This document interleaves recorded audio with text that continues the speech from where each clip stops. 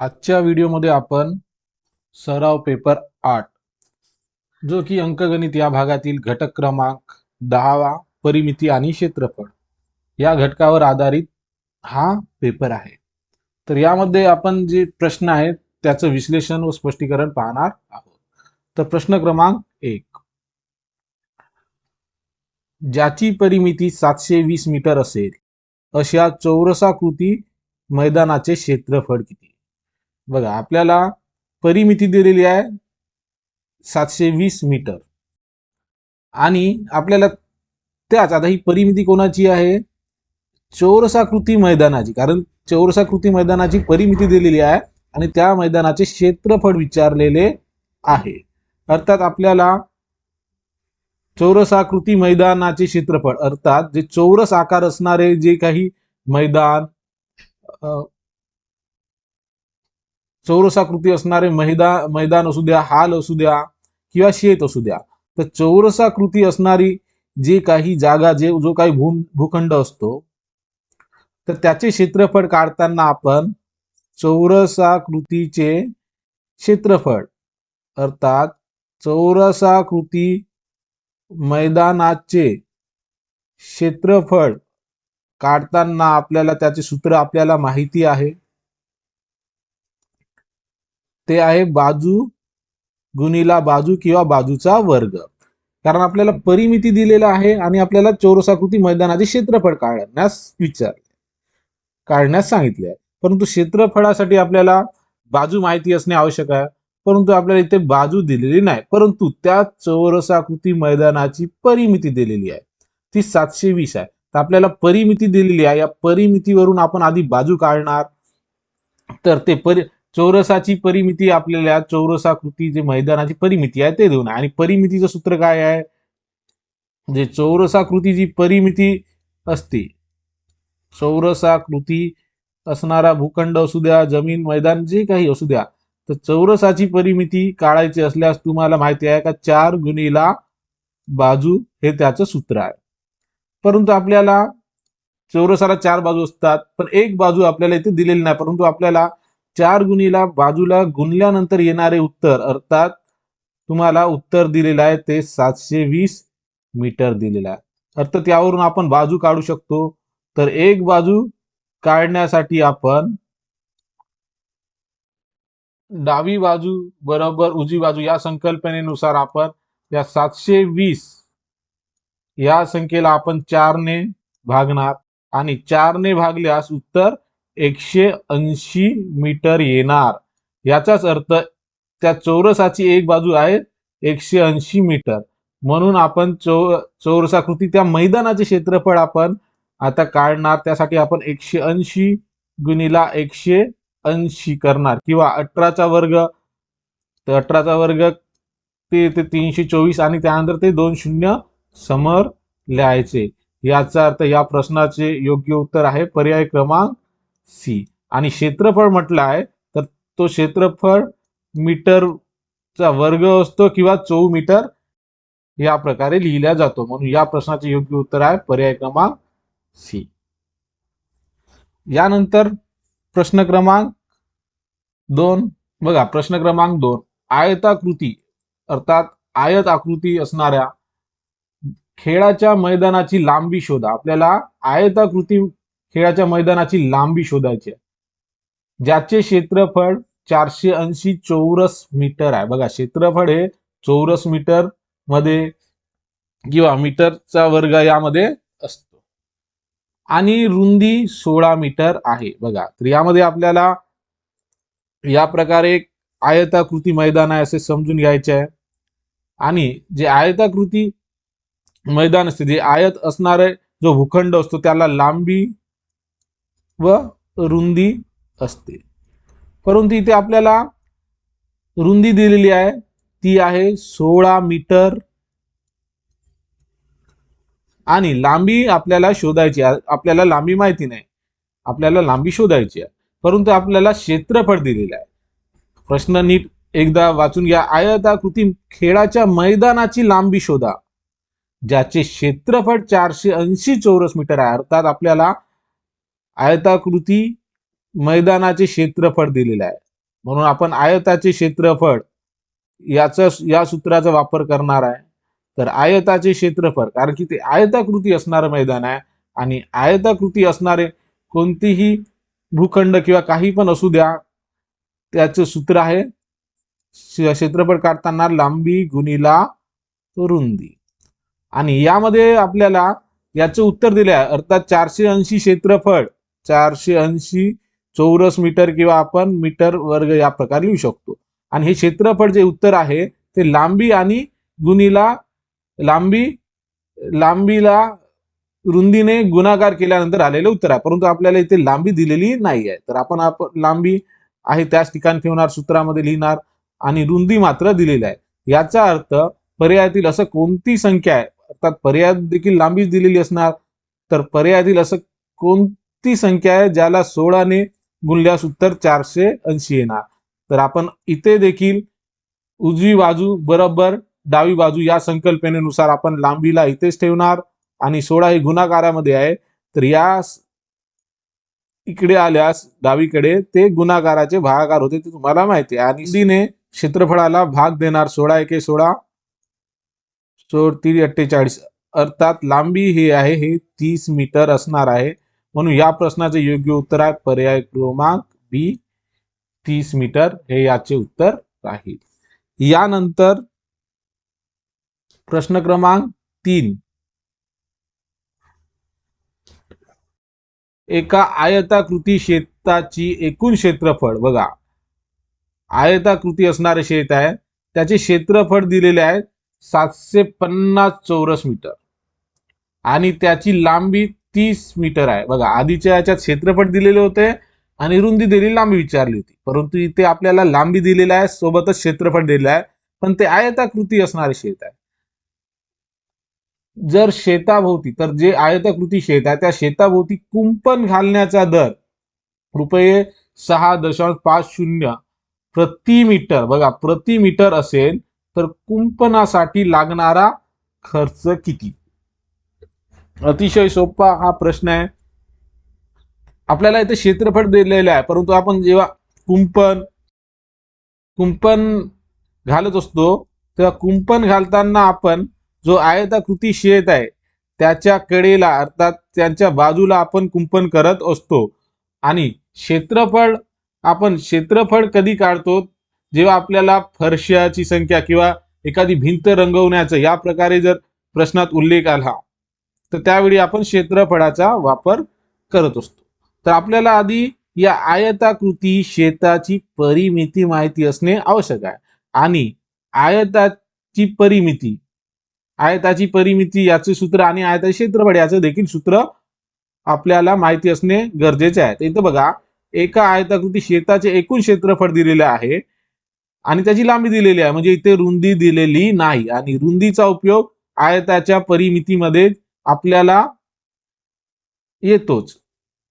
तर आपण सगळ्यात अगोदर आयताचे क्षेत्रफळ यावरून आपण आधी रुंदी काढणार. आपल्याला इथे रुंदी माहिती नाही, आपल्याला यामध्ये या आयताकृती शेताची लांबी दिलेली आहे ती आहे 30 मीटर आणि रुंदी आपल्याला माहिती नाही, परंतु आयताच्या परिमितीमध्ये रुंदीचा वापर होणार, कारण आयताचे क्षेत्रफळ आपल्याला आयताचे क्षेत्रफळ दिलेले आहे. तर आयताकृती जे मैदान किंवा जो काही भूखंड असतो, तर आयताची परिमिती किती आहे, तर आयताच्या परिमिती सूत्र आहे 2 कंसामध्ये लांबी बेरजेरा रुंदी. यामध्ये तुम्हाला लांबी दिलेली आहे, लांबी आहे ते 30 मीटर दिलेली आहे, परंतु रुंदी आपल्याला माहिती नाही. तर आपल्याला जे क्षेत्रफळ दिलेले आहे त्यावरून आपण रुंदी काढूया. आपल्याला आयताचे क्षेत्रफळ, आपल्याला आयताकृती शेत आहे त्याचे क्षेत्रफळ दिलेले आहे आणि आयताच्या क्षेत्रफळाचं जे सूत्र आहे ते आहे लांबी गुणिला रुंदी, अर्थात लांबी आणि रुंदीला गुणल्यास येणारे उत्तर. आणि यामध्ये आपल्याला उत्तर दिलेलं आहे ते आहे 750 चौरस मीटर, परंतु लांबी 30 मीटर देऊन 30 मीटर लांबीला कितीने गुणल्यास 750 मिळतात, यावरून आपल्याला ती रुंदी मिळते. तर बघा रुंदी काढताना 750 याला भागाकारामध्ये 30 लिहिणार. तर बघा 25 तिरी 75 अर्थात 25 मीटर ही रुंदी असणार आहे. तर 25 मीटर ही रुंदी दिलेली आहे. तर आता आपण रुंदी या ठिकाणी 25 मीटर, कारण की 25 गुणिले 30 केल्यावर 750 क्षेत्रफळ येते त्या शेताचं. तर आपल्याला आता रुंदी मिळाली. आता रुंदीमध्ये आयताच्या परिमिती या सूत्रामध्ये रुंदीच्या ठिकाणी आपण रुंदी वापरणार आणि आधी परिमिती काढणार. परिमिती म्हणजेच काय, तर जे कुंपण करणार आहोत आपण या सगळ्या बाजूंच्या बेरीज, जे आयताला ज्या बाजू आहेत त्यांची बेरीज, यामध्ये दोनदा लांबी आणि दोनदा रुंदी असतो. हा, तर आता आयताच्या परिमितीनुसार 30 अधिक 25 अर्थात 2 वेळा लांबी आणि 2 वेळा रुंदी यांची बेरीज न करता आपण सूत्रानुसार 2 कंसात लांबी अधिक रुंदी, याचं उत्तर 55 येणार आणि 55 गुणिले 2 अर्थात आयताची परिमिती ही येणार आहे 110 मीटर. अर्थात जो आयताकृती शेत आहे ज्याची लांबी 30 मीटर आणि रुंदी 25 मीटर आहे, त्या आयताकृती शेताला आपण जे कुंपण करणार आहोत त्यासाठी आपल्याला 110 मीटरचे जे कुंपण करण्यासाठी जो काही तार असणार, काही असणार ज्याच्या साहाय्याने आपण कुंपण करणार आहोत, ते 110 मीटर एवढं रुंद असायला हवे, एवढी लांबी त्याची असायला हवे. ते तार समजूया आपण. तर आता यासाठी लागणारा खर्च जो आहे तो प्रति मीटर 6.50 आहे. तर आपल्याला 110 मीटर याला आपण 6.50 याने गुणल्यास तुम्हाला उत्तर मिळणार आहे, ते आहे रुपये 715. म्हणून या प्रश्नाचं योग्य उत्तर आहे पर्याय क्रमांक डी, रुपये 715 खर्च येईल. यानंतर प्रश्न क्रमांक 4.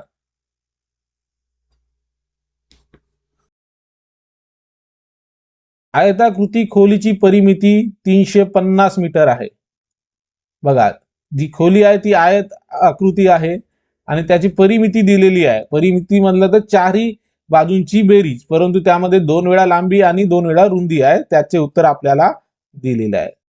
तर या प्रकारे समजू शकता ती जी खोली आहे ती आयत आकृती आहे ज्यामध्ये लांबी आणि रुंदी आहे, परंतु त्यांची सरसकट आपल्याला पूर्ण एकत्र बेरीज अर्थात परिमिती दिलेली आहे.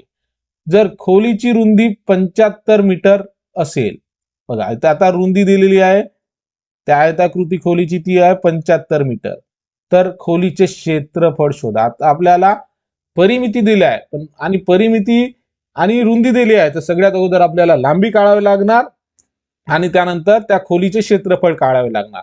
कारण खोलीचे क्षेत्रफळ काढताना जी खोली आहे ती आहे आयताकृती खोली आहे, म्हणून आपण आयताचे क्षेत्रफळ हे सूत्र वापरणार आणि आयताचे क्षेत्रफळ याचे सूत्र आहे लांबी गुणिला रुंदी.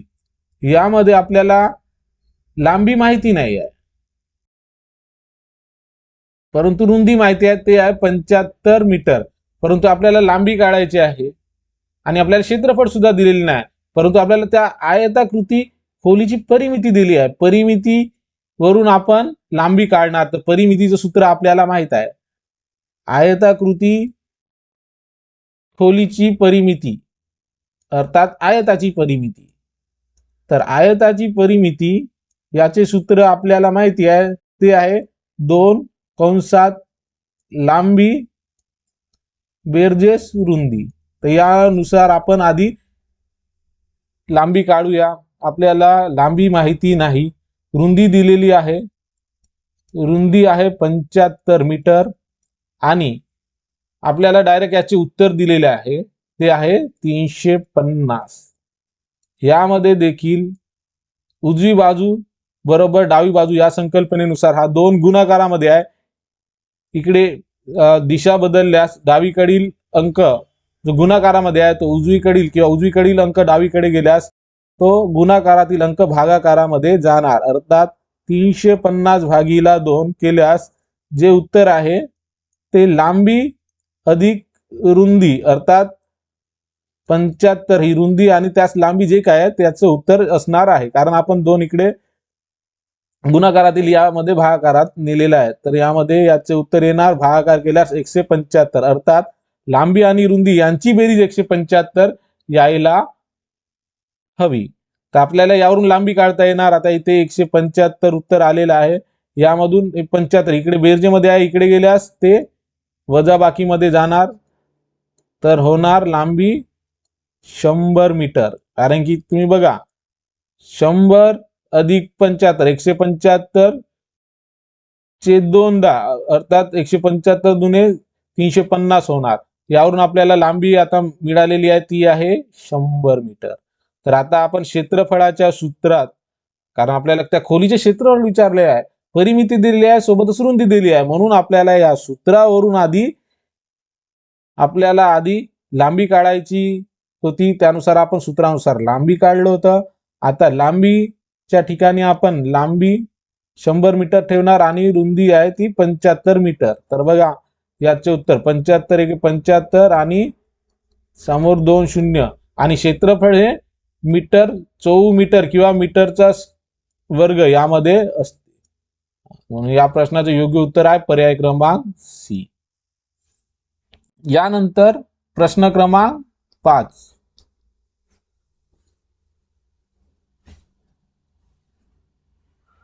खोली 15 मीटर लांब आणि 12 मीटर रुंद. आता बघा या एवढ्याच वाक्यातून आपल्याला कळते का ती जी खोली आहे ती आयताकृती आहे, कारण आपल्याला इथं लांब आणि रुंद असा उल्लेख केलेला आहे, म्हणून ती जी खोली आहे ती खोली आयताकृती आहे.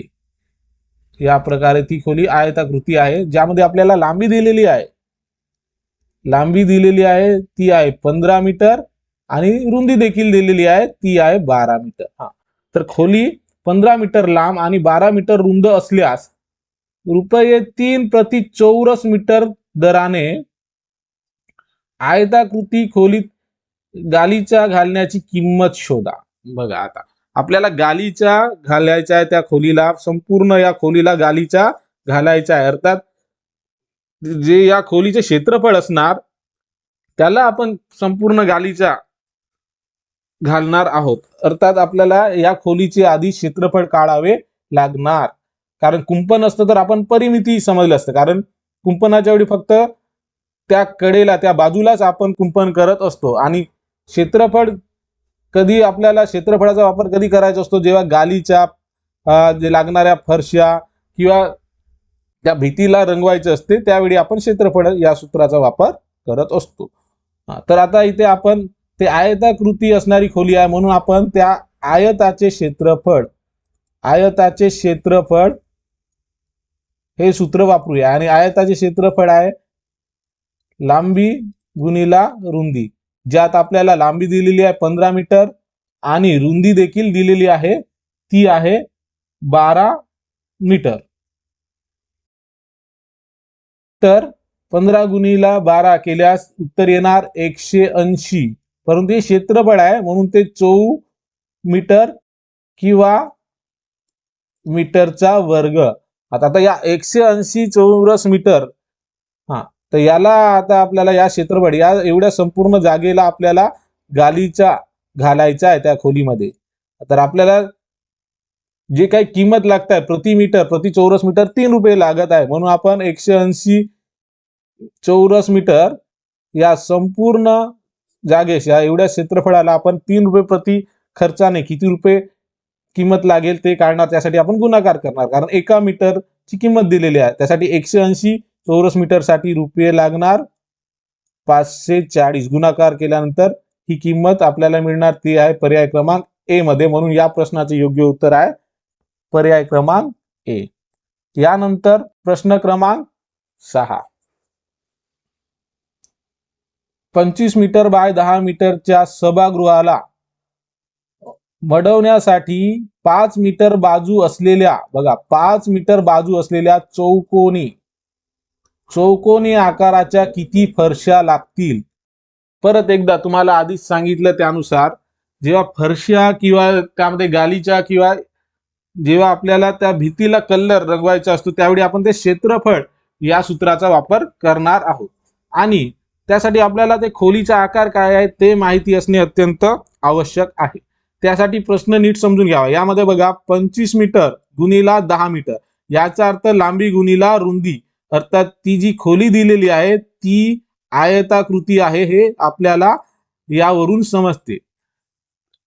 तर आपण त्या आयताकृती खोलीला अर्थात 25/10 मीटर, 25 मीटर गुणिला 10 मीटर या सभागृह, आता हे आयताकृती सभागृह आहे, याला मटवायचं आहे आपल्याला, ते फरशा इथे लावायच्या आहे. या प्रकारे आपण फरशा लावणार आणि त्या फरशा ज्या वापरणार आहोत त्या एकतर आयत आकृती असणार किंवा चौकोनी फरशा असणार. पण इथं आपल्याला 5 मीटर बाजू असलेल्या चौकोनी आकाराच्या म्हटलेल्या आहे. चौकोनी आकाराच्या फरशा किती लागतील विचारलाय. तर आपल्याला माहिती आहे लागणाऱ्या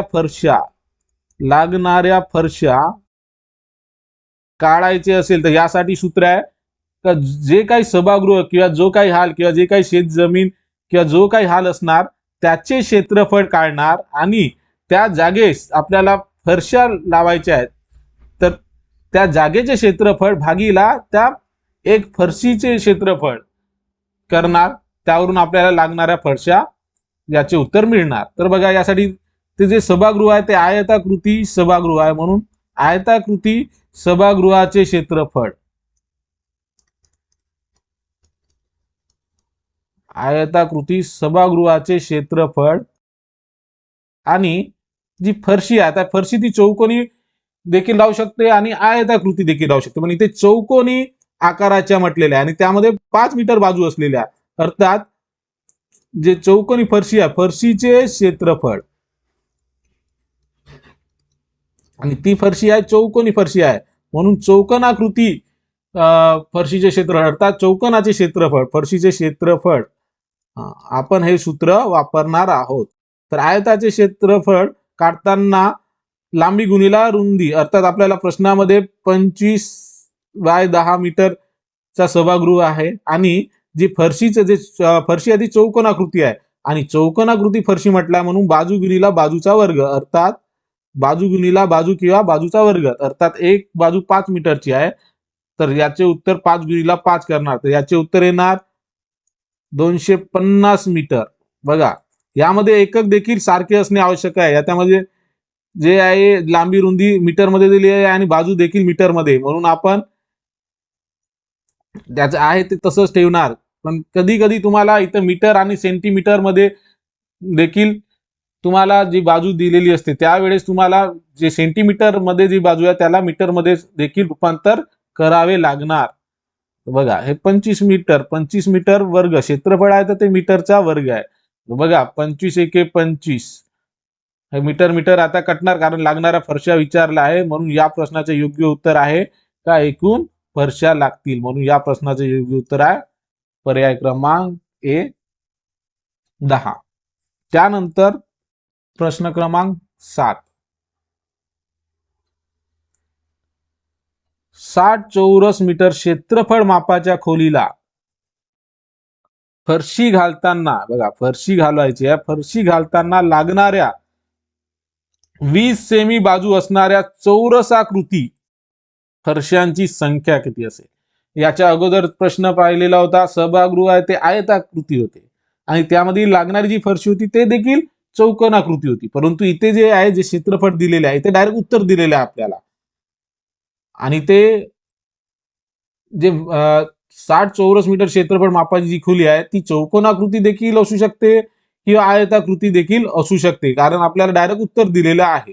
क्षेत्रफळाचे उत्तर ज्या खोलीच्या क्षेत्रफळाचे उत्तर दिलेले आहे ते आहे 60 चौमी आणि आपल्याला जे फरशी घालताना ज्या एक फरशी जे आहे तिचं 20 सेंटीमीटर, बघा यामध्ये देखा, बघा यामध्ये पाहू शकता 60 चौरस मीटर अर्थात क्षेत्रफळ हे त्यांची बाजू किंवा लांबी किंवा जे रुंदी असेल ते मीटर मध्ये दिलेली होती, त्याचा गुणाकार करून हे उत्तर आलेले आहे. आणि आपल्याला फरशी घालताना लागणाऱ्या 20 सेमी बाजू असणाऱ्या चौरसाकृती फरशांची संख्या विचारलेली आहे. तर यामध्ये आपण परत यामध्ये परत आपण लागणाऱ्या फरशाची संख्या काढताना खोलीचे क्षेत्रफळ भागीला त्या फरशीचे क्षेत्रफळ करणार आहोत. अर्थात लागणाऱ्या फरशाची संख्या किंवा लागणाऱ्या फरशा हे काढत असताना या प्रकारचे सूत्र आपण काढणार. खोलीचे क्षेत्रफळ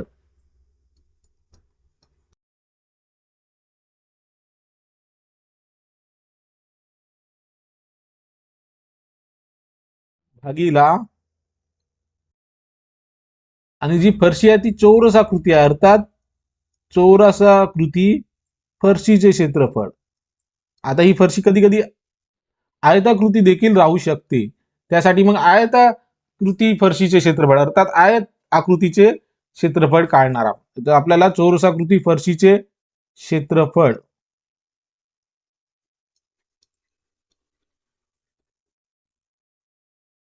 यामध्ये बघा खोलीचे क्षेत्रफळ आपल्याला दिलेले आहे ते आहे 60 चौरस मीटर आणि आपल्याला जी बाजू दिलेली आहे, आता चौरसाकृती फरशीचे क्षेत्रफळ काढताना आता चौरस आकृती असणारी फरशी आहे अर्थात बाजूचा वर्ग अर्थात 20 सेमी गुणिला 20 सेंटीमीटर, सेमी अर्थात सेंटीमीटर. तर बघा हे मीटर मध्ये दिलेले आहे, हे मीटर चौरस मीटर मध्ये दिलेले आहे क्षेत्रफळ आणि आपल्याला हे सेंटीमीटर मध्ये दिलेले आहे. बघा हे सेंटीमीटर मध्ये दिलेले आहे, तर हा सेंटीमीटरला आपण आधी मीटर मध्ये रूपांतर करूया. तुम्हाला माहितीच असणार 1 मीटर म्हणजेच 100 सेंटीमीटर.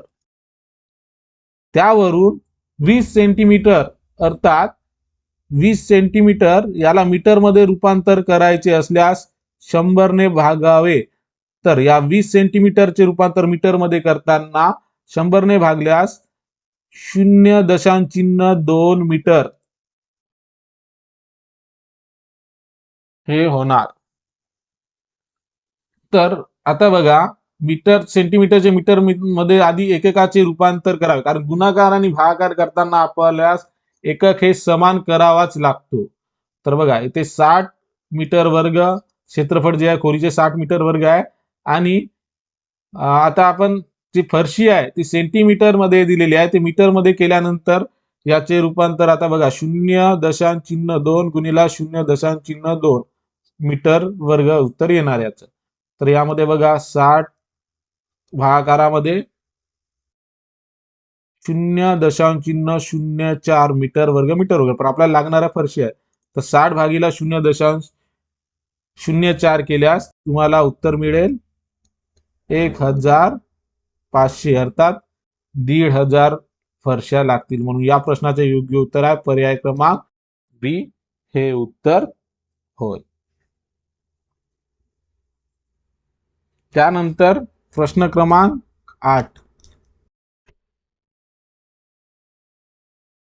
एका हालची मापे 28 मीटर, 28 बाय 24 मीटर, 28 गुणिला 24 मीटर अर्थात लांबी रुंदी असे देखील समजू शकतो. अर्थात तो हाल जो आहे तो आपल्याला समजता येईल का तो आयताकृती असणारा या प्रकारचा हाल आहे. त्यामध्ये 28 मीटर हे लांबी आहे आणि 24 मीटर हे रुंदी आहे आणि गुणाकार या रूपात दिलेला आहे, अर्थात त्या हालचे क्षेत्रफळ आपल्याला ही संख्या दर्शवत आहे. तर एका हालची मापे 28 मीटर गुणिला 24 मीटर अशी आहेत. 0.6 मीटर गुणिला 0.7 मीटर. बघा इथे देखील लांबी गुणिला रुंदी या स्वरूपात मांडलेली मांडणी आहे, अर्थात हे क्षेत्रफळ आहे आणि ते क्षेत्रफळ आयताकृती समोर बघूया फरशी आहे गालीचा काय, तर 0.6 मीटर गुणिला 0.7 मीटर मापाच्या फरशा जमिनीवर बसवण्यासाठी त्यांची संख्या किती असेल. बघा आपल्याला ज्या फरशा दिल्या आहेत त्याचं क्षेत्रफळ या स्वरूपात दिलेलं आहे, अर्थात त्या फरशा आयताकृती आहेत आणि इथे मीटरच दिलेला आहे आणि आपल्याला परत लागणाऱ्या फरशांची संख्या विचारली आहे. आधी पाहिलेल्या प्रश्नानुसार याचे देखील उत्तर आपण अशी मांडणी करणार, लागणाऱ्या फरशांची संख्या किंवा लागणाऱ्या फरशा यामध्ये आपण हालचे क्षेत्रफळ, आता हालचे क्षेत्रफळ आपल्याला दिलेलं आहे 28 बाय 24 मीटर. आणि जे फरशी लागणारी आहे ती देखील दिलेली आहे. आयताकृती फरशी 0.6 गुणिला 0.7. आणि आधी ते एकक बघा, नीट बघून घ्या. एककाकडे बघितल्यावर एकक सारखेच दिलेले आहेत. तर 28 गुणिला 24 केल्यावर याचे उत्तर येणार 672. आणि दशांश या संख्येमध्ये ज्या संख्या दिलेल्या आहे, जे माप दिलेलं आहे दशांशात दिलेले आहे, तर त्याचा गुणाकार अर्थात 0.6 गुणिला 0.7 याच गुणल्यावर 0.42 चौरस मीटर हे क्षेत्रफळ आहे त्या फरशीचा आणि वरील क्षेत्रफळ आहे त्या हालचे. आता यास भागाकार केल्यास तुम्हाला उत्तर मिळेल ते आहे 1600 अर्थात 1600. म्हणून या प्रश्नाचे योग्य उत्तर आहे पर्याय क्रमांक ए. आपल्याला एकूण एकत्रित 1600 फरशा लागतील. या प्रकारे या पूर्ण जे संपूर्ण हालला एकत्रित 1600 फरशा लागतील. यानंतर प्रश्न क्रमांक 9. एका चौकोनाची बाजू 10 मीटर आहे. बघा जी आकृती दिलेली आहे ती चौकोनी आहे. त्या चौकोनाची बाजू 10 मीटर आहे. जर त्या चौकोनाला लहान चौकोनामध्ये विभागले, आता त्या चौकोनाला परत आता आपल्याला असं समजायचं आहे की जो चौकोन दिलेला आहे तो 10 मीटर बाजूचा दिलेला आहे आणि चौकोन आहे अर्थात चारही बाजूने तो समान आहे. 10 मीटर ही बाजू, ही देखील, ही आणि ही देखील 10 मीटर असणारी बाजू आहे. जर त्या चौकोनाला, तर या चौकोनाला लहान चौकोनामध्ये विभागले, आता याला लहान चौकोनात विभागणी करायची आहे आणि प्रत्येक लहान चौकोनाची बाजू 2 मीटर अर्थात इथे परत आपल्याला असे लहान लहान चौकोन अर्थात त्या आणि ते 2 मीटर बाजू असणारे करायचे आहे. तर किती लहान चौकोन त्या मोठ्या चौकोनात, या मोठ्या चौकोनात जो 10 मीटर बाजू असलेला चौकोन आहे, या चौकोनामध्ये 2 मीटर बाजू असणारे किती लहान चौकोन समाविष्ट होतील या प्रकारचे विचारलेला आहे. अर्थात हा देखील प्रश्न ज्या प्रकारे फरशाची संख्या वगैरे असते त्याच प्रकारामध्ये हा प्रश्न मोडला जातो. आणि या प्रश्नाचे उत्तर आपल्याला काढताना तेच सूत्र वापरायचे आहे ज्यामध्ये मोठ्या चौकोनाचे क्षेत्रफळ, मोठ्या चौकोनाचे क्षेत्रफळ आणि भागाकारामध्ये जे लहान चौकोन आहे ज्यामध्ये लहान चौकोनाने ती जागा व्यापणार आहे अर्थात लहान चौकोनाचे क्षेत्रफळ. यामध्ये मोठ्या चौकोनाचे क्षेत्रफळ, चौकोनाचे क्षेत्रफळ म्हटलं आहे अर्थात बाजू गुणिला बाजू अर्थात 10 मीटर गुणिला 10 मीटर आणि लहान चौकोनाची बाजू देखील मीटर मध्येच दिलेली आहे अर्थात 2 बाजू गुणिला बाजू किंवा बाजूचा वर्ग अर्थात 10 गुणिला 10. मोठे जे चौकोन आहे त्याचे क्षेत्रफळ असणार आहे 100 आणि जो लहान चौकोन आहे त्याचे क्षेत्रफळ आहे 4 अर्थात 4 × 4 25 100 अर्थात एकत्रित 25 चौकोन तयार होतील. म्हणून या प्रश्नाचे योग्य उत्तर आहे पर्याय क्रमांक बी 25.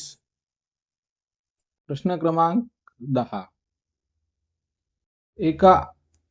एका आयताकृती जमिनीची लांबी तिच्या रुंदीच्या दुप्पट आहे. 6 मीटर बाजू असलेल्या चौरसाकृती पोहण्याच्या तलावाने त्या भूखंडाचा 1/8 भाग व्यापला आहे. तर त्या भूखंडाची रुंदी किती? बघा या प्रश्नामध्ये आपल्याला काय दिलेलं आहे का एका आयताकृती जमिनीची लांबी आणि ती तिच्या रुंदीच्या दुप्पट आहे. अर्थात काय, एक आयताकृती जमीन आहे, ती याप्रमाणे एक आयताकृती जमीन आहे असं आपण गृहीत धरू. आणि त्या आयताकृती जमिनीची लांबी अर्थात आपण ही जी लांबी आहे ही लांबी रुंदीच्या दुप्पट आहे म्हणत आहे. म्हणजे रुंदी आपल्याला दिलेली नाही, रुंदी आपल्याला दिलेली नाही, परंतु आपल्याला काय म्हटलंय का लांबी त्या आयताकृती असणारी जी जमीन आहे तिची लांबी जी आहे ती रुंदीच्या दुप्पट आहे. तर रुंदी आपल्याला माहित नाही म्हणून आपण रुंदीला x पकडणार आणि रुंदीच्या दुप्पट लांबी आहे आणि दुप्पट म्हणजेच ती जर रुंदी 1 असेल तर लांबी 2 असणार तिच्या दुप्पट, जर रुंदी 3 असणार तर लांबी 6 असणार याप्रमाणे. तर रुंदी आपण x पकडलं तर आपण लांबी तिच्या दुप्पट म्हणजे 2x असं पकडणार या प्रकारे. आता बघा काय म्हणताय पुढे, 6 मीटर बाजू असलेल्या चौरसाकृती, बघा आता 6 मीटर बाजू असलेल्या चौरसाकृती पोहण्याच्या तलावाने त्या भूखंडाचा म्हणजे जे आयताकृती जमीन आहे तिचा एक अष्टमांश भाग व्यापलेला आहे. आता बघा या ओळीचा अर्थ काय की 6 मीटर बाजू असलेल्या एक चौरसाकृती परत एक तलाव आहे. या प्रकारे एक चौरसाकृती इथे तलाव आहे ज्याची बाजू, आता चौरसाकृती म्हणजे त्याला चारही बाजू समान असणार, तर त्याची एक बाजू 6 मीटर या प्रकारचा जे एक पोहण्याचा तलाव आहे आणि त्या तलावाने अर्थात हा चौरसाकृती तलावाने या आयताकृती जमिनीचा भूखंड एक अष्टमांश भाग व्यापलेला आहे. याचाच अर्थ काय, या आयताकृती जमिनीचे 8 भाग केले, त्या 8वा भाग म्हणजे त्याचा 8वा हिस्साच म्हणजे तो चौरसाकृती तलाव त्याने तो व्यापलेला आहे. तर आता आपल्याला काय म्हटलं आहे, तर त्या भूखंडाची रुंदी किती, आता त्या भूखंडाची अर्थात रुंदी विचारली आहे, अर्थात त्या आयताची रुंदी आपल्याला काढायची आहे.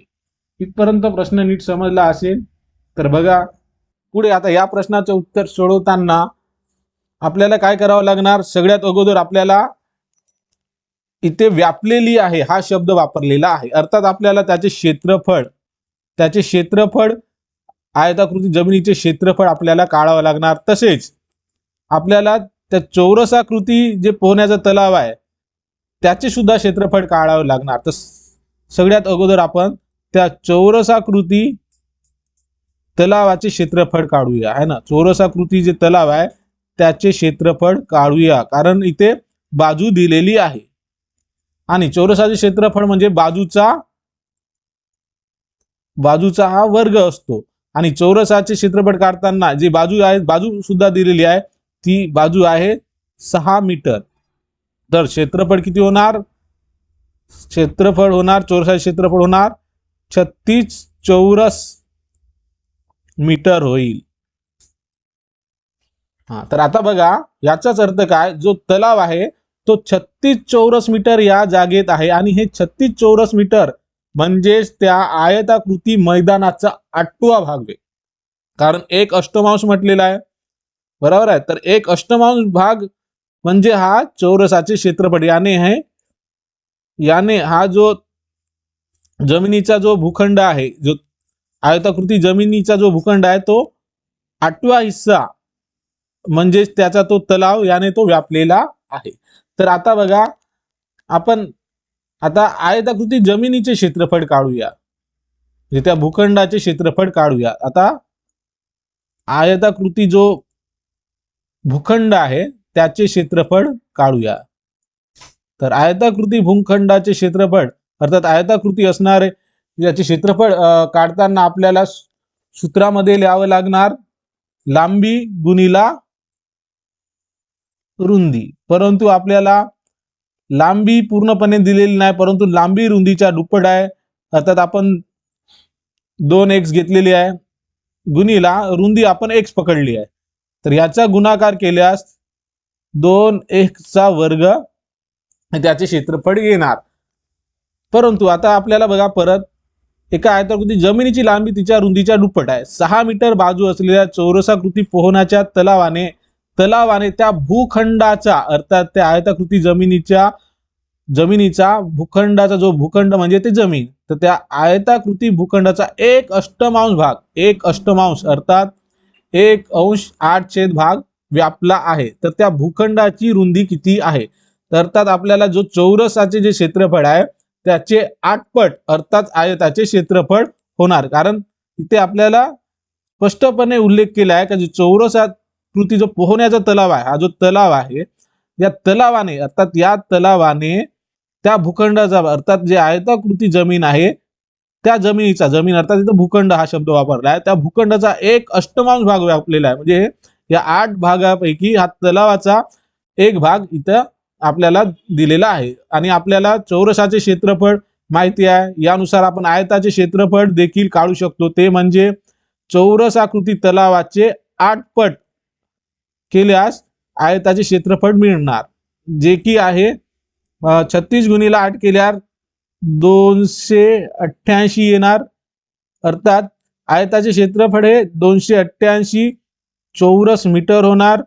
आता यावरून आपल्याला रुंदी काढता येणार. बघा आता आपल्याला हे दोन इकडे गुणाकारामध्ये आहे, इकडे उजवीकडे त्यास आणल्यास डावीकडील अंक गुणाकाराकडील अंक उजवीकडे जाताना भागाकारामध्ये जाते, म्हणजे इकडे x चा वर्ग राहणार. बघा 288 भागीला 2 केल्यास 144 राहणार आणि x चा वर्ग, आता हे वर्ग नाही आपल्याला x पाहिजे आहे, अर्थात स्क्वेअरिंग ऑन बोथ साइड किंवा याला आपण 1/2 याने भाग दिल्यास हे 2 2 कट होणार, आपल्याला x मिळणार. त्यासाठी आपल्याला 144 हे वर्गमुळात टाकावे लागणार. तर 144 हा कोणाचा वर्ग आहे, तर हा 12चा वर्ग आहे. बघा ही पायरी बराबर समजून घ्या. तर आता x म्हणजे काय, 12 मीटर हे होणार. x म्हणजेच 12 मीटर हे होणार. आणि आपण x म्हणजे काय समजलेलं आहे का, x म्हणजे रुंदी समजलेली आहे. तर बघा, तर त्या भूखंडाची रुंदी किती येणार, 12 मीटर.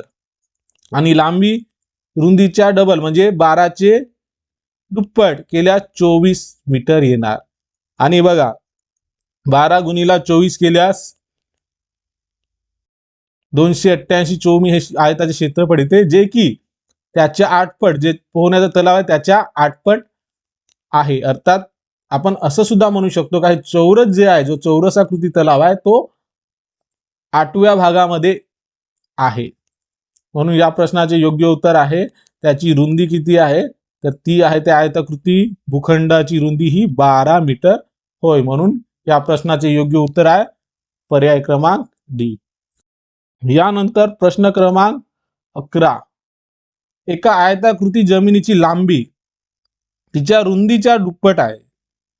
5 मीटर बाजू असलेल्या चौरसाकृती पोहण्याच्या तलावाने त्या भूखंडाचा 1/18 भाग व्यापलेला आहे, तर त्या भूखंडाची लांबी किती. आता बघा आधीच्या प्रश्नामध्ये आपल्याला रुंदी विचारली होती, परंतु इथे लांबी विचारलेली आहे. त्याच पद्धतीचा असणारा हा प्रश्न आहे. बघा आपल्याला आयताकृती जमिनीची लांबी रुंदीच्या दुप्पट आहे, अर्थात या प्रकारे तो आयताकृती जमीन आहे असं आपण गृहीत धरू, ज्यामध्ये लांबी जी आहे ती आपल्याला रुंदीच्या दुप्पट सांगितलेली आहे आणि रुंदी आपल्याला माहिती नाही, म्हणून रुंदी आपण x पकडलं तर लांबी होणार 2x म्हणजे त्याचे दुप्पट. आणि आपल्याला 5 मीटर बाजू असलेल्या चौरसाकृती पोहण्याच्या तलावाने त्या भूखंडाचा, जे आयताकृती भूखंड आहे त्याचा 1/18 भाग व्यापलेला आहे. अर्थात त्या भूखंडाचे 18 भाग केलेले आहे, या प्रकारे 18 भाग केलेले आहेत. त्यामध्ये जो तलाव आहे, तलाव तो 18 भागापैकी एका भागात तलाव आहे आणि तलावाचे जे चौरसाकृती तलाव आहे आणि त्याची एक बाजू दिलेली आहे ती आहे 5 मीटर, ती 5 मीटर आहे. आणि आपल्याला सगळ्यात अगोदर या चौरसाकृती तलावाचे क्षेत्रफळ काढावे लागणार, जे की आहे बघा चौरसाचे क्षेत्रफळ, चौरसाकृती जो तलाव आहे त्याचे क्षेत्रफळ सूत्रानुसार बाजूचा वर्ग हे चौरसाकृती असणाऱ्या तलावाचे क्षेत्रफळ होय. तर बाजू 5 मीटर आहे, अर्थात 5चा वर्ग केल्यास 25 चौरस मीटर हे त्या तलावाचे क्षेत्रफळ आहे. आणि जो तलाव आहे तो 1/18 समान भागापैकी एका भागात आहे, अर्थात 25 गुणिला 18 केल्यास जे उत्तर येणार ते आयताकृती भूखंडाचे असणार. आणि आपल्याला आता आयताचे क्षेत्रफळ, जे आयताकृती जमीन आहे भूखंड आहे त्याचे क्षेत्रफळ याच्या सूत्रानुसार काय होणार, त्याचे क्षेत्रफळ काय होणार, लांबी गुणिला रुंदी होणार. आणि आपल्याला लांबी जी आहे, आपल्याला लांबी जी आहे सांगितलेलं आहे, जे की रुंदीच्या दुप्पट असणारी लांबी आपल्याला सांगितलेली आहे. आणि याचा गुणाकार केल्यावर 2x वर्ग येणार.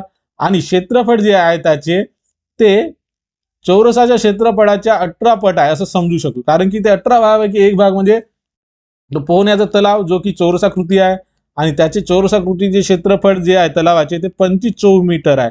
त्याला आपण 18 ने गुणल्यास जे काय उत्तर येणार ते निश्चित आयताचे क्षेत्रफळ असणार. आणि आयताचे क्षेत्रफळ किती आहे, 25 गुणिला 18 केल्यास येणार 450 चौरस मीटर आणि इकडे लांबी गुणिले रुंदी अर्थात 2x चा वर्ग. आता 2 इकडे गुणाकारात आहे, यामध्ये आल्यावर तो भागाकारामध्ये असणार. इकडे फक्त x चा वर्ग राहणार. 450 भागीला 2 केल्यास उत्तर येणार 225. आपल्याला फक्त x काढायचा आहे. तर आपल्याला x काढताना या पुढील संख्या वर्गमुळात टाकल्यास 225 हा वर्ग 15चा आहे आणि x म्हणजे आपण रुंदी पकडलेला आहे म्हणून x हा किती येणार 15 मीटर होय. अर्थात रुंदी 15 मीटर. परंतु आपल्याला प्रश्नामध्ये लांबी विचारली आहे आणि लांबी रुंदीच्या दुप्पट आहे. अर्थात 2 गुणिला जे रुंदी आहे त्याचे माप इथं ठेवणार जे आहे 15 मीटर. तर 2 गुणिला 15 केल्यास 30 मीटर ही लांबी असणार, जे की पर्याय क्रमांक सी मध्ये दाखवलेली आहे. म्हणून या प्रश्नाचे योग्य उत्तर आहे पर्याय क्रमांक सी. प्रश्न क्रमांक 12. पुढील आकृतीमध्ये जाजमाची परिमिती किती? आणि परिमिती म्हणजे काय? दिलेल्या आकृतीत सर्व बाजूंची बेरीज. तर बघा आता आपण सर्व बाजूची बेरीज करूया. इथून इथपर्यंत आपल्याला 3 दिलेला आहे. 3 अधिक यानंतर बघा या बाजूची पूर्णपणे बेरीज किती आहे 4. त्यानंतर बघा इथून इथपर्यंत असणारी हे 3 म्हणून ही बाजू सुद्धा असणार आहे 3. त्यानंतर बघा इथून इथपर्यंत 3 म्हणजे ही बाजू किती, इथून इथपर्यंत असणारी बाजूची लांबी किती. त्यासाठी बघा या प्रकारे आपण सरळ लाईन या प्रकारे ओढली असता ही 4 अर्थात ही सुद्धा 4 आणि 6 मधून 4 गेल्यास हे 2 अर्थात ही बाजू असणार 2. ही बाजू ज्या प्रकारे 3ची आहे ही बाजू असणार 2 म्हणून इथे आपण 2 बेरजेस करणार. त्यानंतर बघा इथून इथपर्यंत दिलेलं आहे 2 मीटर आणि त्यानंतर पूर्णपणे आपण इथून इथपर्यंत घेऊ शकतो जे की आधीच दिलेलं आहे 6 मीटर. त्यानंतर आता राहिलेली ही बाजू इथून इथपर्यंत बाजू जी आहे ती आहे 2 मीटर. या सगळ्यांची बेरीज करा. बघा 3 मध्ये 4 मिळवल्यास 7 आणि 3 10 12 14 20 आणि 2 22 मीटर. बघा तर या प्रश्नाचे योग्य उत्तर आहे पर्याय क्रमांक बी 22 मीटर. बघा प्रश्न क्रमांक 13. एका हालच्या लांबी आणि रुंदीत 10 मीटरची तफावत आहे आणि त्यात लांबी ही जास्त आहे रुंदीपेक्षा असं दर्शवलेलं आहे. जर हालच्या परसबंदीची परिमिती 100 मीटर आहे तर हालच्या परसबंदीचे क्षेत्रफळ चौरस मीटर मध्ये आहे. बघा आपल्याला जो हाल दिलाय लांबी आणि रुंदी म्हटलं आहे म्हणजे तो हाल निश्चितच आयताकृती आहे असं आपण गृहीत धरूया. त्यामध्ये लांबी आणि रुंदी हे स्पष्ट न देता लांबी आणि रुंदीत जी काय आहे ती तफावत दिली आहे, ज्यामध्ये लांबी ही रुंदीपेक्षा जास्त अर्थात आपल्याला यामध्ये लांबी ही रुंदीपेक्षा जास्त आहे असं दर्शवलं आहे आणि त्या लांबी वजा रुंदी केल्यास जे उत्तर येणार ते 10 मीटर अर्थात त्यात फरक जो आहे तो फरक दिलेला आहे. आता बघा आपल्याला हालची परसबंदीची परिमिती सुद्धा दिलेली आहे. तर आपण आधी परिमितीचं सूत्र वापरूया आणि आयताच्या हालची परिमितीच्या या सूत्रानुसार बघा आयताकृती हालची परिमिती अर्थात आयताची परिमिती या सूत्रानुसार 2 कंसात लांबी बेरजेस रुंदी हे त्याचं सूत्र आहे.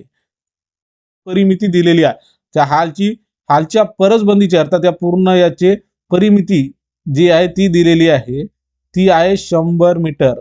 परंतु आपल्याला ना लांबी ना रुंदी दिलेली आहे. तर बघा आपल्याला 2 इथे गुणाकारामध्ये आहे ते या उजवीकडील डावीकडे आल्यास ते गुणाकाराचे ते भागाकारामध्ये असे या प्रकारे लिहिणार. अर्थात लांबी आणि रुंदी यांची बेरीज किती असणार आहे ती असणार आहे 50 मीटर.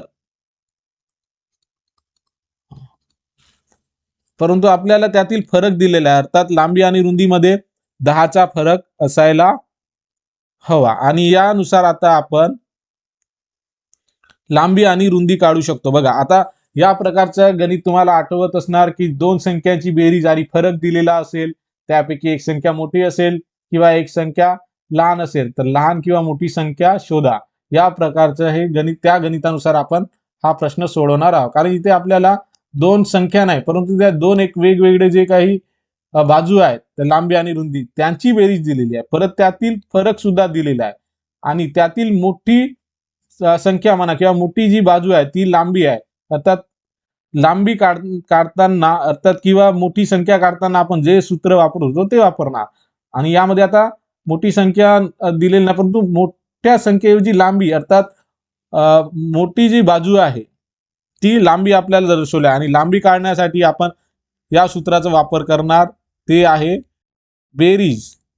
आणि त्यामध्ये असणारा जो फरक आहे तो फरक आपण मिळवणार आणि भागाकारामध्ये 2 लिहिणार.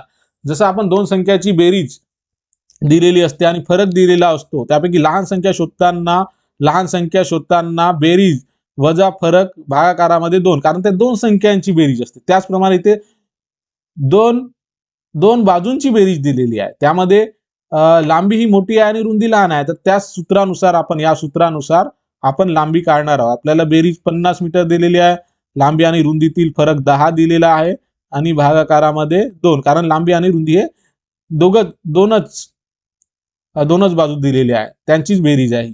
तर बघा 50 मध्ये 10 मिळवल्यास 60 होणार. 60 भागीला 2 केल्यास ती लांबी आहे ती येणार 30 मीटर. आणि त्याचप्रमाणे आपण रुंदी देखील काढणार. रुंदी काढताना आपण हेच सूत्र वापरणार. फरक काय आहे इथे, बेरीज इथं वजाबाकी काढणार, कारण रुंदी ही लांबीपेक्षा लहान आहे.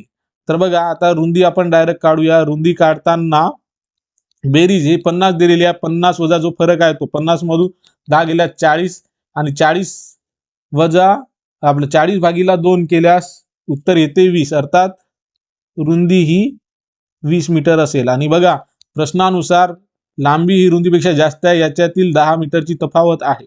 बघा आता आपल्याला लांबी आणि रुंदी निघालेली आहे. आता आपल्याला त्याचे क्षेत्रफळ काढायचे आहे. जो हाल आहे आयताकृती त्याचे क्षेत्रफळ काढायचे आहे. तर त्यासाठी आपण आयताकृती हालचे क्षेत्रफळ हा सूत्र वापरणार आहोत.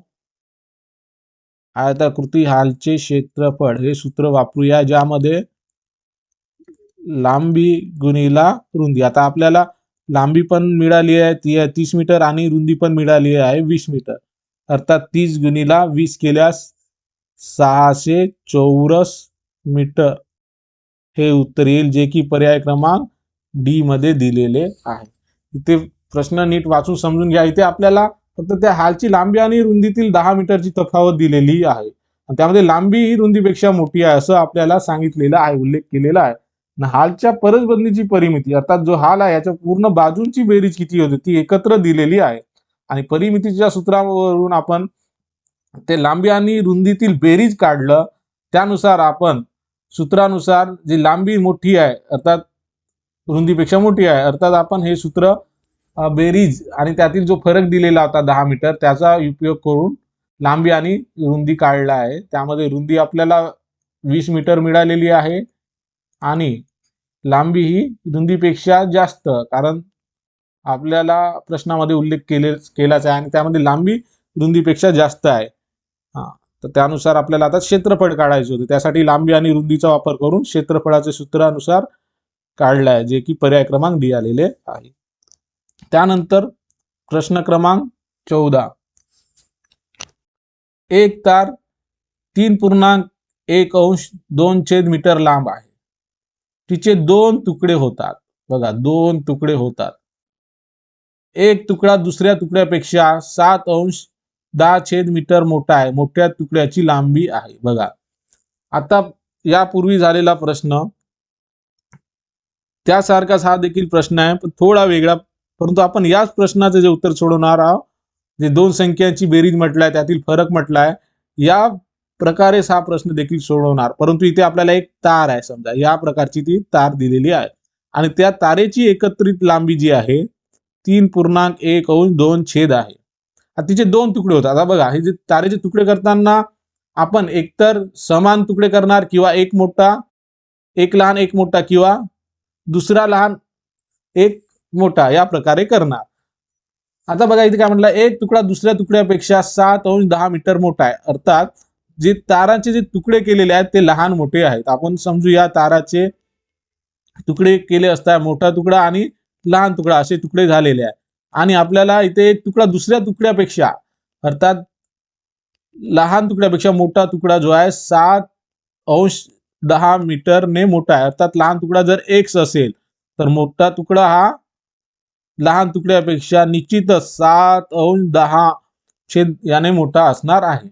तर मोठ्या तुकड्याची लांबी विचारलेली आहे. तर बघा या प्रकारचे प्रश्न सोडवत असताना आपल्याला दोन संख्यांची बेरीज, त्यातील फरक आणि लहान मोठी संख्या काढणे याच पद्धतीने आपण हा प्रश्न सोडवणार आहोत. बघा आता आपल्याला लहान तुकडा आपण x पकडलं तर मोठा तुकडा निश्चितच x बेरजेला 7 अंश 10 होणार. आणि आपल्याला आता मोठ्या तुकड्याची लांबी विचारलेली आहे. आपल्याला मोठ्या तुकड्याची लांबी विचारलेली आहे. तर याचा मोठा तुकडा काढण्याचे सूत्र काय आहे, ते तार या जी संख्या असते त्यानुसार. आता इथे तार दिलेला आहे तर त्या तारची एकूण बेरीज अर्थात ते तारची एकूण लांबी किती होती ती, अर्थात तारेच्या तुकड्यांची बेरीज अधिक. आता हे बघा मोठा तुकडा काढताना आपण इथं बेरीज वापरणार आणि लहान तुकडा काढताना वजाबाकी हे सूत्र वापरणार. आता मोठा तुकडा काढताना बेरीज आणि त्या दोन तुकड्यामधील फरक त्या बेरजेस मिळवणार आणि त्याला भागीला 2 का बरं, कारण दोन तुकडे करण्यात आलेले आहे म्हणून. तर आता बघा आपल्याला तारेची एकत्रित बेरीज दिलेली आहे, ती आहे 3.1 अंश 2 अर्थात याला अपूर्णांकामध्ये केल्यावर 2 गुणिला 3 6 मध्ये 1 मिळवल्या 7 अंश 2 हे बेरीज आणि त्यातील फरक दिलेला आहे जो आहे 7 अंश 10 भागाकारामध्ये 2, कारण ते दोन तुकडे आहेत. तर बघा आता आधी आपण या प्रकारे देखील लिहू शकतो, 7 अंश 2 बेरजे 7 अंश 10 कंसामध्ये आणि भागाकारामध्ये 2. आता या अपूर्णांकामध्ये आहे तर या 2 ला आपण या प्रकारे देखील लिहू शकतो. तर आधी बघा यांची बेरीज करून घ्या. बेरीज करताना छेद सारखे असणे आवश्यक आहे. तर बघा याचा छेद 10 करण्यासाठी याला 5 ने गुणावे लागणार छेदाला, त्याच प्रकारे अंशाला देखील 5 ने गुणणार. तर बघा याचे उत्तर 7 5 35 अंशामध्ये हा 7 आणि छेदामध्ये 10 येणार. बघा 35 मध्ये 7 मिळवल्यास 42 होणार, अर्थात 42 अंश 10 आणि त्यानंतर कंसाबाहेरील भागाकारामध्ये 2 अंश 1. आता यामध्ये बघा दोन अपूर्णांकाचा भागाकार असताना पहिला अपूर्णांक आहे तसाच ठेवणार आणि दुसरा अपूर्णांक भागाकाराऐवजी गुणाकार आणि दुसऱ्या अपूर्णांकाचा गुणाकार व्यस्त 2 अंश 1 चा गुणाकार व्यस्त हा 1 अंश 2. आता यामध्ये बघा 21 दुने 42 परत 21 गुणिला 1 21 आणि 10 गुणिला 1 10 अर्थात 21 अंश 10 हे मोठ्या तुकड्याची लांबी आहे, 21 अंश 10 मीटर. परंतु बघा पर्यायाकडे बघितले असता तुम्हाला पूर्णांकयुक्त अपूर्णांकामध्ये उत्तर दिलेलं आहे, अर्थात 21 अंश 10 याला आपण या प्रकारे देखील लिहू शकतो. या प्रकारे लिहू शकतो 2.1 अंश 10 या प्रकारे लिहू शकतो. म्हणून या प्रश्नाचे उत्तर असणार आहे 2.1 अंश 10 मीटर. अर्थात पर्याय क्रमांक ए हे या प्रश्नाचे उत्तर आहे. त्यानंतर प्रश्न क्रमांक 15. 20 मीटर लांबीच्या एका खोलीत परसबंदीसाठी 20 सेंटीमीटर बाय 10 सेंटीमीटर आकाराच्या 8000 टाइल्स लागतात. खोलीची रुंदी आहे. बघा आपल्याला इथे खोलीची रुंदी विचारली आहे आणि ती 20 मीटर लांबीच्या एका खोली परसबंदीसाठी जे 20 सेंटीमीटर बाय 10 मीटर सेमीच्या आकाराच्या 8,000 टाईल्स लागतात असं दिलेलं आहे. अर्थात आपल्याला ती जी खोली आहे ती आयताकृती खोली आहे, कारण की इथे आपल्याला लांबी दिलेली आहे. लांबी, त्या आयताकृती खोलीची लांबी जी आहे ती दिलेली आहे, ती आहे 20 मीटर आणि आपल्याला त्याची रुंदी शोधायची आहे. परंतु आपल्याला या खोलीमध्ये जी आयताकृती खोली आहे त्यामध्ये लागणाऱ्या ज्या फरशा आहेत त्या 8,000 फरशा नाही, ते टाइल्स आहेत. या प्रकारे या खोलीमध्ये ज्या काही टाइल्स लागलेल्या आहेत त्या एकत्रित टाइल्सची संख्या आपल्याला दिलेली आहे. या टाइल्स जे आहे या हॉलला संपूर्ण जे कव्हर केलेलं आहे त्या टाइल्सची संख्या दिलेली आहे. तर आपल्याला माहित असलेल्या सूत्रानुसार लागणाऱ्या टाइल्सची संख्या काढताना आपण किंवा लागणाऱ्या फरशाची संख्या काढताना आपण या सूत्राचा वापर करत होतो. ते म्हणजे बघा, लागणाऱ्या फरशा किंवा टाइल्स, उपयोगी येणाऱ्या टाइल्स, याचे उत्तर लिहिताना आपण त्या खोलीचे क्षेत्रफळ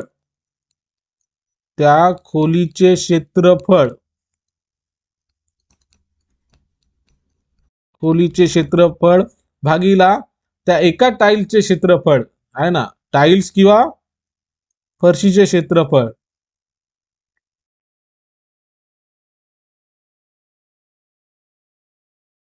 या सूत्रानुसार आपण त्या खोलीची रुंदी काढणार आहोत. कारण की लागणाऱ्या टाइल्स आहे हे आपल्याला डायरेक्ट उत्तर दिलेलं आहे, जे की आहेत 800 टाइल्स लागत आहेत. आणि खोलीचे क्षेत्रफळ, आणि खोली जी आहे ती आयताकृती आहे कारण ते लांबी आणि रुंदीचा उल्लेख झालेला आहे. आणि खोलीचे क्षेत्रफळ ते येणार लांबी गुणिला रुंदी. आणि आपल्याला जे टाइलचे क्षेत्रफळ आहे ते डायरेक्ट दिलेले आहे. आणि ती टाइल्स देखील चौरसाकृती किंवा आयताकृती असू शकते. परंतु इथे ते खोलीत परसबंदीसाठी जी टाइल्स वापरलेली आहे ते 20 सेंटीमीटर बाय 10 सेंटीमीटर, अर्थात ही टाइल्स देखील आयताकृती आहे, हे या प्रकारे आपल्याला समजत आहे. कारण की यामध्ये लांबी आणि रुंदी मेन्शन केलेली आहे, ती दर्शवलेली आहे. तर बघा, आपल्याला लांबी दिलेली आहे ती आहे 20 मीटर आणि आपल्याला रुंदी काढायची आहे. रुंदी आपल्याला माहिती नाही. आणि आपल्याला आता यामध्ये बघा, आपल्याला टाइलचे जे क्षेत्रफळ आहे ते सेंटीमीटर मध्ये दिलेले आहे आणि जी लांबी आहे ते मीटर मध्ये दिलेले आहे. अर्थात सगळ्यात अगोदर आपण हे जे टाइलचे क्षेत्रफळ आहे जे सेंटीमीटर मध्ये आहे त्यास आपण मीटर मध्ये करूया. तर बघा, 20 सेंटीमीटर अर्थात 0.2 मीटर होणार. 20 सेंटीमीटर म्हणजे 0.2 मीटर आणि 10 सेंटीमीटर म्हणजे 0.1 मीटर होय. बघा, आता यांचा गुणाकार करा. आता मीटर एकक हा एक समान करून घेतल्यानंतर 20 मीटर गुणिला रुंदी, अर्थात 20 गुणिला रुंदी येणार. आणि यामध्ये 0.2 गुणिला 0.1 यास गुणाकार केल्यास उत्तर येणार आहे ते म्हणजे 0.02 मीटर. अर्थात ते टाइल जी आहे तिला मीटर मध्ये रूपांतर केले आपण, जे टाइलची जे लांबी आहे ते मीटर मध्ये रूपांतर केल्यास 0.02 चौरस मीटर येणार, कारण हे क्षेत्रफळ आहे. बघा, हे चौरस मीटर मध्ये आहे. आता आपल्याला इकडे 8,000 टाइल्स दिलेल्या आहे, आपल्याला रुंदी काढायची आहे. तर बघा, आता उजवीकडील संख्या जी भागाकारामध्ये आहे, जे क्षेत्रफळ आहे, आपल्याला टाइल्सची संख्या भागाकारामध्ये, इकडे भागाकारामध्ये असणारी संख्या यामध्ये गेल्यास बाजू बदलल्यास ते गुणाकारामध्ये जाणार, ते या प्रकारे. आणि उजवीकडे फक्त जे लांबी आहे, लांबी गुणिला रुंदी राहणार. तर बघा, यास आता इकडे गुणाकारामध्ये असलेली संख्या जेव्हा बाजू बदलणार, उजवीकडील संख्या डावीकडे गेल्यास ते भागाकारामध्ये जाणार, ते या प्रकारे. आणि इकडे फक्त रुंदी शिल्लक राहणार. आता बघा 20 21 20 अर्थात 400 गुणिला 0.02, तर याचं उत्तर येते 400 गुणिला 0.02 म्हणजेच 8 मीटर होय. तर रुंदी किती असणार आहे? रुंदी असणार आहे 8 मीटर. म्हणून या प्रश्नाचे योग्य उत्तर आहे पर्याय क्रमांक ए. आपल्याला या प्रकारचे प्रश्न देखील आपण आधी पाहिले होते. त्यामध्ये खोलीचे जे क्षेत्रफळ दिलेले होते, तसेच फरशीचे क्षेत्रफळ दिलेले होते, लागणाऱ्या टाइल्स किंवा फरशा हे विचारलेलं होतं. आता यामध्ये टाइल्स दिलेली आहे, फरशीचे ते टाइलचे क्षेत्रफळ दिलेले आहे, त्या खोलीची लांबी दिलेली आहे, रुंदी काढायची आहे. याच प्रकारचा प्रश्न लांबी काढण्यासाठी देखील विचारला जाऊ शकतो. बघा यानंतर प्रश्न क्रमांक 16 आणि शेवटचा प्रश्न बघा. एका चौरसाची परिमिती अशा आयताच्या परिमिती इतकी आहे ज्याची लांबी 12 मीटर आणि रुंदी 8 मीटर आहे, तर त्या चौरसाचे क्षेत्रफळ वर्ग मीटर मध्ये आहे. बघा या प्रकारचे प्रश्न नीट 1-2 वेळा वाचून घ्या, समजून घ्या. यामध्ये काय म्हणताय? चौरसाची परिमिती म्हणजे आपण सगळ्यात अगोदर एक चौरस गृहीत धरणार. चौरसाची परिमिती अर्थात चारही बाजूंची बेरीज आहे चौरसाची, ती अशा आयताच्या परिमिती इतकी आहे. परिमिती इतकी आहे म्हणजे चौरस जो काही असणार आहे त्या चौरसाच्याच परिमिती एवढा तो आयत देखील आहे, असा त्याचा अर्थ होतो. परंतु इथे चौरसाची परिमिती अशा आयताची परिमिती इतकी आहे ज्याची लांबी, आता लांबी इथे लांबीचा उल्लेख करते आहे, जी 12 मीटर आहे आणि रुंदी 8 मीटर आहे. अर्थात जो आयत आहे त्याची आपल्याला बाजू दिलेली आहे, जे की आहे रुंदी दिलेली आहे ती आहे 8 मीटर आणि लांबी दिलेली आहे जी आहे 12 मीटर. तर त्या चौरसाचे क्षेत्रफळ किती हे विचारले आहे. आता आपल्याला प्रश्नामध्ये असं सांगितलं आहे की जी चौरसाची जी काही परिमिती आहे, चौरसाची जी परिमिती आहे ती आयताच्या परिमिती एवढी आहे. चौरसाची परिमिती जेवढी असणार तेवढीच आयताची परिमिती असणार, परंतु आयताची लांबी आणि रुंदी दिलेली आहे, त्यावरून आयताच्या परिमितीच्या सूत्रानुसार लांबी